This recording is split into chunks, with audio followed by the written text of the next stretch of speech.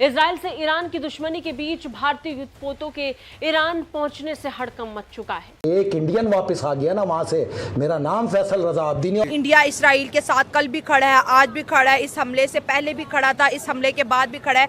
ये हमारे इस्लामी भाई जो हैं या तो यहूदियों से लड़ेंगे या हिंदुओं से लड़ेंगे या क्रिश्चियन से लड़ेंगे, और यदि वो नहीं हुए तो आपस में शिया सुन्नी लड़ेंगे। पाकिस्तान को अपने मिसाइल ईरान को, यमन को, लेबनान को और फ़लस्तीन को देने चाहिए, क्योंकि इसके जो मिसाइल हैं वो बहुत ताकतवर हैं और चंद मिनटों में वो इसराइल तक पहुंच सकते हैं। आप इजराइल को मारेंगे, इजराइल हाथ धो के पीछे पड़ जाएगा आपके। ये यहूदियों का इतिहास है। ये लड़ाई शुरू नहीं करते हैं, ये लड़ाई खत्म करने वाली कौम है। तबाह कर दो ईरान को और लेबनान को, इन सब को उखाड़ फेंको और यहाँ पर कब्जा कर लो। नफ्ताली बेनेट ने ये कहा है। पूरी दुनिया के जितने यहूदी हैं, अंग्रेज हैं, जितने जो भी है, हमारा कुछ नहीं बिगाड़ सकते। तो अल्लाह तबारक व तआला की रहमत आती है, सब जो मशीनियाँ होती हैं उनके अंदर तेल ख़त्म हो जाता है जी, उनके चैन टूट जाते हैं।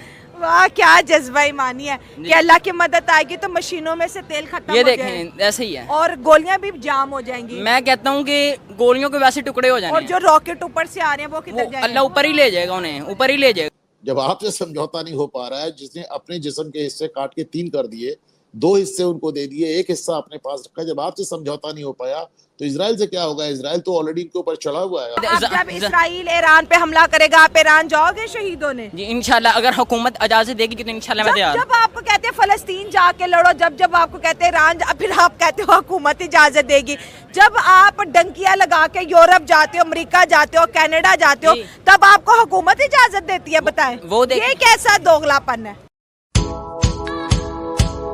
जय हिंद दोस्तों, ईरान और इजराइल के बीच चल रहे तनाव में भारतीय नौसेना के युद्धपोतों का एक बेड़ा ईरान पहुंचा। इस बेड़े का नाम शांति और मैत्री है। इस बेड़े में 3 विध्वंसक युद्धपोत शामिल हैं, जो कि फारस की खाड़ी में लॉन्ग डिस्टेंस ट्रेनिंग और ड्रिल के लिए ईरान के अब्बास बंदरगाह में पहुंचे हैं। इस दौरान भारतीय नौसेना के युद्धपोतों को ईरानी नौसेना के जहाज जिरेह के बंदरगाह ले जाया गया। इस तरह से इसराइल ने धमकी दी, कोई छोटी बात नहीं है। अमेरिका उनके साथ है, इंडिया उनके साथ है। अमेरिका कितना बड़ा सुपर पावर है, वेस्ट उनके साथ है। और क्योंकि जितनी भी ताकतवर कंट्रीज होती है उनके साथ कोई भी पंगा नहीं लेता। अब हम इंडिया के साथ कोई किसी भी तरह की जंग कर सकते हैं? नहीं, क्योंकि हमें अपना रिजल्ट नजर आ रहा है।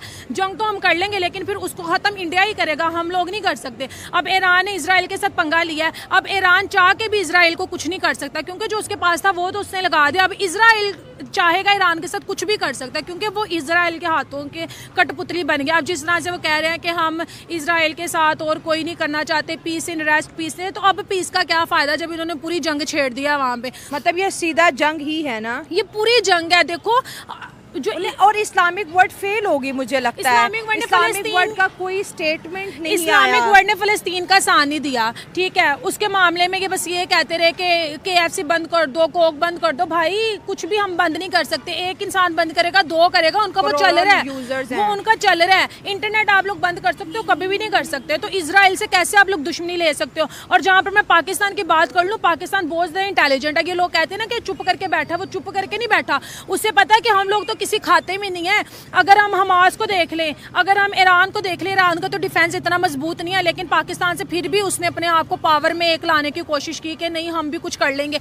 वो चुप करके बैठ गया। अगर पाकिस्तान ने भी इजराइल के साथ किसी भी किस्म का पंगा लिया, उन्होंने यहाँ पे भी अमेरिका ने नहीं छोड़ना, इंडिया तो वैसे ही हमें नहीं छोड़ता। मुसलमान जब नबी पाक सल्लल्लाहु अलैहि वसल्लम के दौर में जब कोई मुसलमान आवाज़ देता था कि मेरे पे ये जुल्म हो रहा है, उस वक्त मुसलमान मतलब जाते थे, उनकी सपोर्ट करते थे। फ़लस्तीन में क्या हुआ है? 40,000 से या पता नहीं कितने बच्चे, औरतें, हमारी 70,000 माएँ बहनें उसने कत्ल किए हैं। कि हमारी इतनी गैरत मर गई है? हम तो एक एटमी पावर मुल्क है, मरना है ना, कुल्लो नफ्सिन ज़ायक़तुल मौत। इस जलालत से तो हम इकट्ठे होके एक दामा में हम मर जाना तो वो बेहतर है।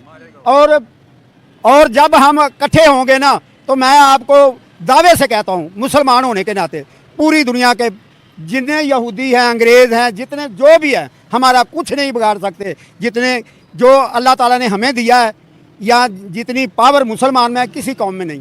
अब जब इसराइल ईरान पे हमला करेगा आप ईरान जाओगे शहीद होने? जी इंशाल्लाह, अगर हुकूमत इजाजत देगी। जिहाद की 3 किस्में होती हैं, हाँ। अगर उनमें से एक भी कोई किस्म मिलेगी तो इंशाल्लाह मैं तैयार। जब आपको कहते हैं फलस्तीन जाके लड़ो, जब आपको कहते हैं ईरान, फिर आप कहते हो हुकूमत इजाजत देगी। यूरोप में डंकी लगाने के लिए हुकूमत से आप इजाजत नहीं मांगते। जब आप कहते हैं जाओ ईरान का साथ दो, जिहाद करो, तब आप जिहाद कर रहे हैं ना लोग। हाँ। देखें उम्मत मुस्लिम जमातुद दावा की जो टीम है वो अल्हम्दुलिल्लाह जा रही है। इस तरह से इसराइल ने धमकी दी, कोई छोटी बात नहीं है। लेकिन अल्लाह तबारक व तआला एक ऐसी मदद करेंगे कि अल्लाह तबारक व तआला काफरों को तबाह बर्बाद करेंगे इंशाल्लाह। अच्छा, तो अभी तो काफरों के पास बड़ी टेक्नोलॉजी आ गई है। वो जो अल्लाह तबारक व तआला की रहमत आती है, सब जो मशीनियाँ होती हैं उनके अंदर तेल खत्म हो जाता है जी, उनके चैन टूट जाते हैं।